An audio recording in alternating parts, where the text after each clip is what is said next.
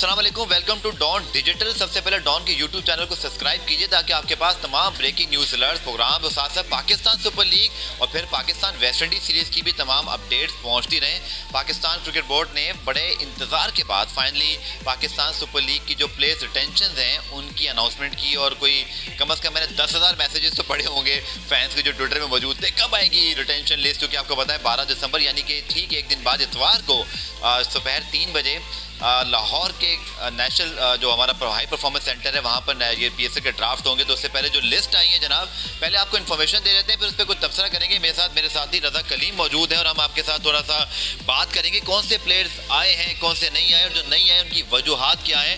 तो पहले आपकी स्क्रीन पर जनाब इस्लामाबाद यूनाइटेड, इनकी रिटेंशन आप देख सकते हैं। Asif Ali, Hasan Ali, Shadab Khan, Faheem Ashraf, Ali Ghez, Mohammad Wasim junior, Azam Khan, Paul Stirling. उसके बाद मुल्तान सुल्तान में रिजवान, उनके कप्तान रायली रोसो, सोहेब मकसूद, इमरान ताहिर, शान मसूद, खुशदिल शाह, शाहनवाज धानी।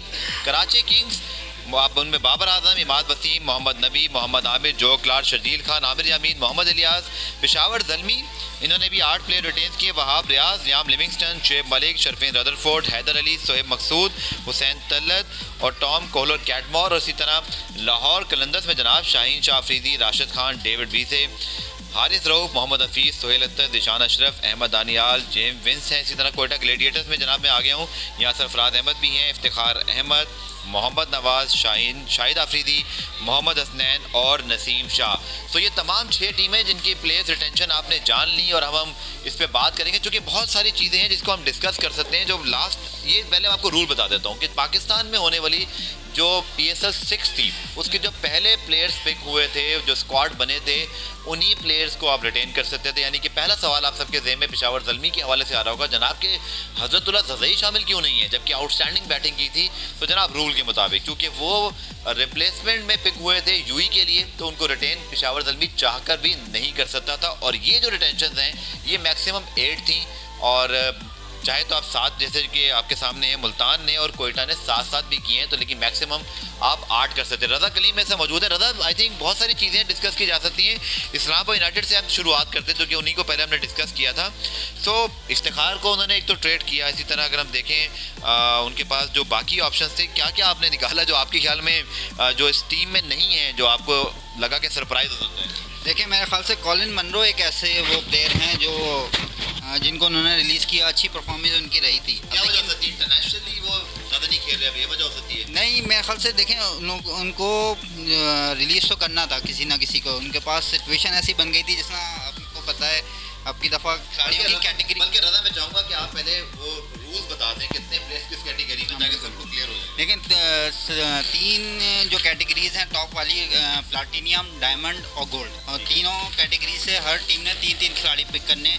उसके बाद सिल्वर कैटेगरी बनती है, सिल्वर कैटेगरी से हर टीम 5 खिलाड़ी पिक करती है। उसके बाद इमर्जिंग और फिर 2 इमर्जिंग के और फिर 2 सप्लीमेंट्री के।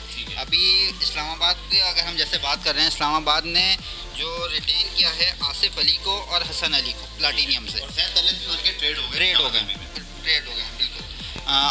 अभी आसिफ अली और हसन अली इनके पास प्लाटिनियम में हैं। अब एक इनके पास पिक बची है प्लाटिनियम की, जो अब इनकी बारी अगर हम देखें, जो पिक की बारी है इस्लामाबाद की, पिक ऑर्डर है वो 3रा नंबर है। बहुत सारे हमारे पास फर्रे मौजूद हैं। बिल्कुल, देखिए पिक ऑर्डर जो है इनका चौथा पिक ऑर्डर है। अब ये किसको टारगेट करेंगे ये देखना है, क्योंकि अब इनके पास देखें बैट्समैन जो है ओपनर का मेरे ख्याल से शायद एक टारगेट करेंगे, क्योंकि कॉलिन मनरो इनके पास से गए। उस्मान ख्वाजा भी ऐसे प्लेयर थे जिन्होंने परफॉर्म किया था, लेकिन जैसे आप पहले बता चुके हैं वो यूएई लेग के लिए आए थे, इसलिए वो रिटेन नहीं हो सकते। तो मेरे ख्याल से ये टारगेट करेंगे ओपनर को ही। और ओपनर में जो है इनके पास जो लिस्ट बनी है, जो डायमंड कैटेगरी वाली, जो हाँ PCB ने दी है, उसमें डेविड मिलर हैं, कार्लोस ब्रैथवेट हैं, कॉलिन मनरो भी हैं, उसमें कॉलिन इंग्राम हैं। तो अब देखना होगा कि इस्लामाबाद किसको पिक करता है। आपके ख्याल में कौन से खिलाड़ी ऐसा होगा जिसको इस्लामाबाद? देखिए, सबसे अच्छी चीज़ जो मुझे दिखाई दे रही है कि हसन अली को उन्होंने लास्ट टाइम ऑब्टेन किया था और वो बरकरार हैं, तो it's a big news. Because कुछ खबरें आई थी कि शायद कहीं वो होंगे नहीं होंगे, बट जैसे आपने कहा I think very solid picks. उनकी जो रिटेंशन है वो कि ऑब्वियसली जफर गौर उनके लिए बड़े इंपॉर्टेंट रहे हैं, फिर सॉर्ड रहे हैं, लुइस ग्रेगरी जो है वो बड़ा अच्छा खेल रहे थे जब तक पाकिस्तान सीजन में थे, लेकिन वो भी इसमें शामिल नहीं है। लेकिन चलिए अगली टीम पर चलते हैं और मुल्तान सुल्तान में जनाब चूँकि इस वक्त डिफेंडिंग चैंपियंस हैं और उनके कप्तान Mohammad Rizwan one of the best player in the world right now, तो एक तो ये बड़ा बूस्ट है उनके लिए। रायरी रोसो हमेशा से PSL में बहुत बड़े परफॉर्मर रहे हैं, चाहे कोयटा ग्लेडिएटर्स के लिए मुल्तान इमरान ताहिर हैं, शान मसूद हैं, खुशदिल शाह हैं और शाहनवाज धानी। सो रज़ा मुल्तान सुल्तान ने एक तो किए भी 7 हैं, 8 नहीं किए, और फिर उन्होंने शाहिद अफरीदी को और एक और जो जेम्स विंस को जाने दिया। जेम्स विंस की मुझे तो बहुत हैरानगी है। बिल्कुल देखें, जेम्स विंस परफॉर्मर थे उनके, और क्रिस लिन भी अवेलेबल नहीं है जो उनकी तरफ से परफॉर्मर थे। तो ये 2-3 बहुत सरप्राइजिंग थी कि कैसे उन्होंने जाने दिया। शायद अफरीदी के चले समझ सकते हैं कि वो थोड़ा नीचे खेलते थे, लेकिन ब्रांड वैल्यू तो बहरहाल लेके आते थे। अब मुल्तान की बारी अगर हम पिक ऑर्डर में देखें तो दूसरी है। तो अब ओपनर में देखें, मेरे ख्याल से रिजवान तो अपनी जगह सेट कर चुके हैं, और दूसरे ओपनर के तौर फ़खर जमान को भी टारगेट कर सकते हैं, लेकिन शान मसूद अच्छा परफॉर्म कर चुके हैं मुल्तान की तरफ से, खेलते रहे। तो अगर शान मसूद के साथ प्लानिंग कर रहे हैं तो फिर मेरे ख्याल से फ़खर जमान को टारगेट नहीं करेंगे, किसी फ़ॉरेन को टारगेट करेंगे, ताकि या फिर बॉलर को भी ट्राई कर सकते हैं, क्योंकि उन्होंने ब्लेसिंग मुजरब बानी जो है उनको रिलीज़ किया है, शाहनवाज धानी उनके पास अपने लोकल बॉलर्स में। तो मुल्तान सुल्तान्स के लिए भी ये उनको फ़ायदा है कि उनकी शुरू में दूसरी पिक है, तो मेरे ख्याल से उनको आसानी रहेगी पिक करने में। और जैसा मैं बताया कि एंडी फ्लावर इस बार भी उनके साथ मौजूद होंगे, one of the best T20 coaches, बल्कि one of the best cricket brains we have international cricket, so I think it's a big boost for them. Now coming down obviously Karachi Kings, क्योंकि यहाँ पर बाबर आजम पाकिस्तान के कप्तान हैं, और अब तो उनको T20 फ्रेंचाइज कराची किंग्स के लिए भी अपना कप्तान finally Raza is become a PSL captain. Imad Wasim है, मोहम्मद नबी और आमिर, इसी तरह जो क्लार्क, शर्जील खान इनके लिए बड़े इंपॉर्टेंट है। हमेशा की तरह Raza I think they mostly depended on Pakistani players, और वो भी जैसे देखें बहुत सारे प्लेयर्स, अब पता नहीं मैं इसको समझो पॉजिटिव है या इनकी प्लानिंग का हिस्सा है कि वो प्लेयर जैसे इलियास हैं, आमिर यामीन हैं, शर्जील हैं, आमिर हैं, ये पाकिस्तान टीम में भी नहीं है, लेकिन ये PSL हमेशा कराची किंग्स के प्लान में इस तरह के प्लेयर्स रहते हैं, और कोई बहुत बड़े फॉरेन प्लेयर्स भी इन्होंने रिटेन नहीं किए, सिवाय अगर हम जो क्लार्क को देखें, उनको इन्होंने मेरी इत्तला के मुताबिक आई थिंक शायद मेंटोर वाला रोल भी की थी, इस तरह की चीज़ को देने की कोशिश की है। जी देखें, PSL का रिकॉर्ड देखें ना, तो ज़्यादातर वही टीमें जीती हैं जिनके पाकिस्तानी प्लेयर्स ने परफॉर्म करके दिया। सिर्फ एक पिशावर कोयटा ग्लेडिएटर्स जब जीती थी, उसमें शेन वॉटसन का किसी हद तक ज़्यादा किरदार था, लेकिन उसमें भी उमर अकमल और अहमद शहजाद की बेहतर परफॉर्मेंस थी।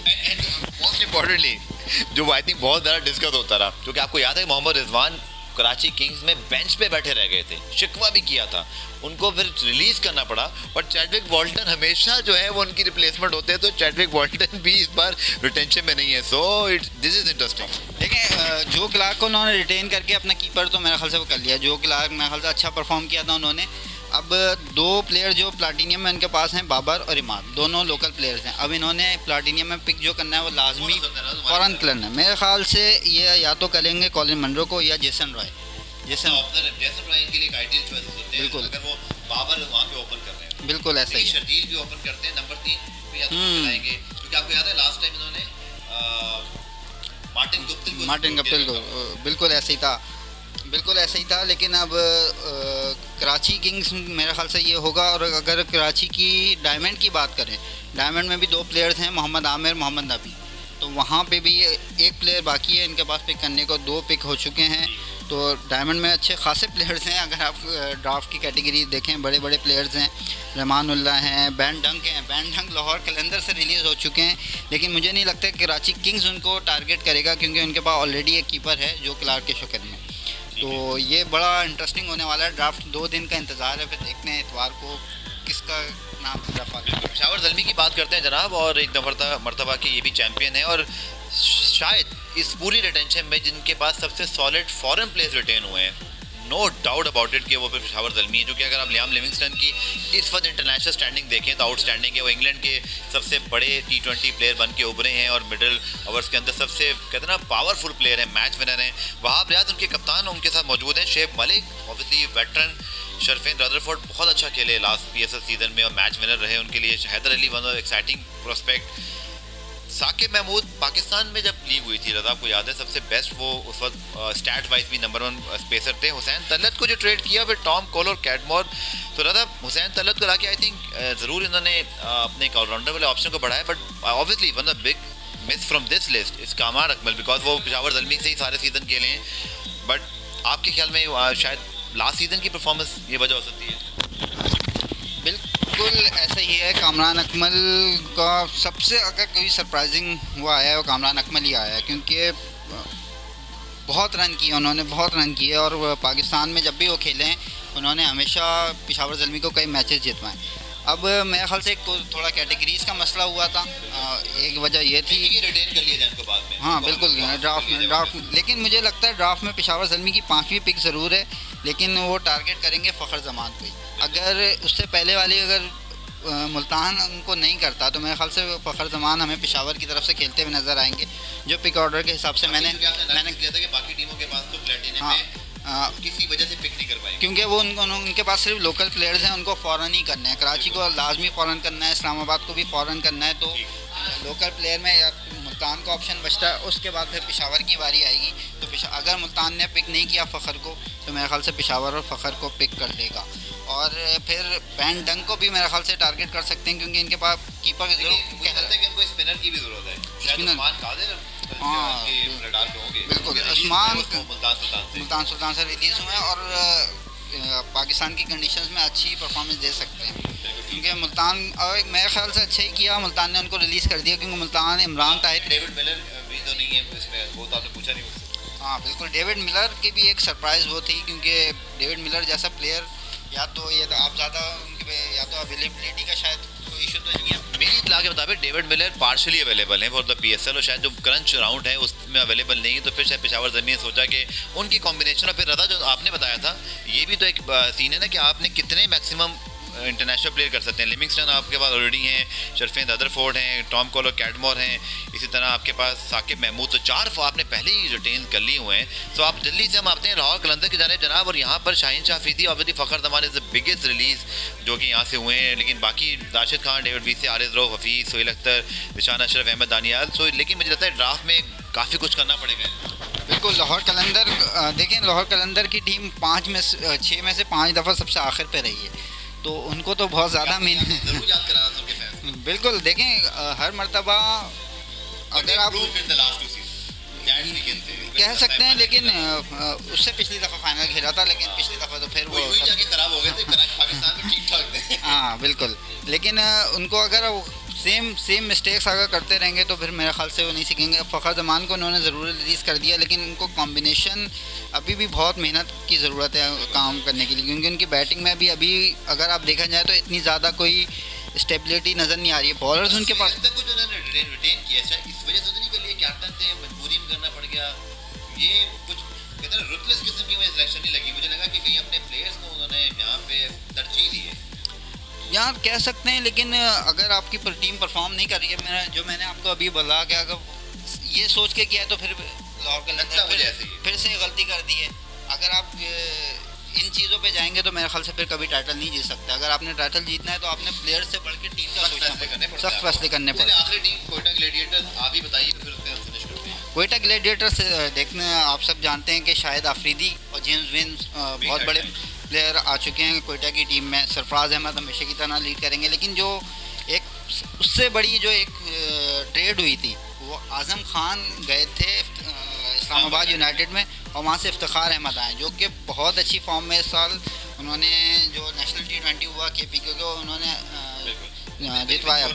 बिल्कुल, तो मेरे ख्याल से कोयटा की जो बैटिंग है वो ज़रूर स्ट्रांग हुई है, लेकिन उनको अपनी बॉलिंग पे काम करने की ज़रूरत है। हसनैन और नसीम शाह ही हैं, और मेरे ख्याल से स्पिनर की उनके पास भी कमी है। शायद अफरीदी की सूरत में उनको ज़रूर एक स्पिनर ज़रूर मिला है, लेकिन मेरे ख्याल से वो स्पिनर रहेंगे टॉम बेंटन और फिर क्रिस गेल इनके पास थे, बट क्रिस गेल का जो वक्त चल रहा है, और Chris Gayle do you think can be picked again? मेरे ख्याल से कोयटा में तो नहीं होना चाहिए उनको, क्योंकि ज़रूर वो ब्रांड वैल्यू ज़रूर लेके आते हैं, लेकिन उनकी परफॉर्मेंस अब ऐसी नहीं है।